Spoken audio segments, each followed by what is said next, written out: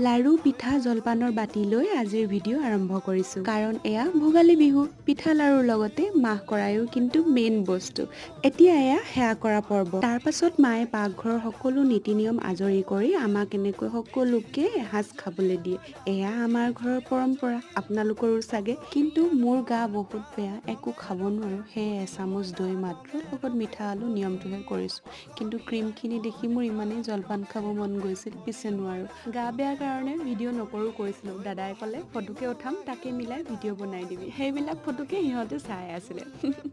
আৰু মায়ে খাৰ শাক বনালে ভোগালী বিহুত মাটিমাহৰ খাৰ নাখালে হ'ব জানো কিন্তু কালি গোটেই দিনটোত মোৰ খাদ্য ORS গাঁৱলীয়া ঔষধ আৰু এলোপেথিক ঔষধ চাওকচোন মইনাকো খাবলৈ লাগে নিদো বুলি কোৱাৰ কাৰণে সি আকৌ মোক পিটিছিলে এয়া সন্ধিয়াৰ দৃশ্য মাহত আকৌ তিনিজনী পাকঘৰত বিজি হৈ গ'ল কাৰণ বৌৰ ৰাতি ডিউটি আছে গতিকে খাদ্য বনাইছে আৰু এয়া ৰাতিৰ প্লেটখন মোৰ নহয় পিছে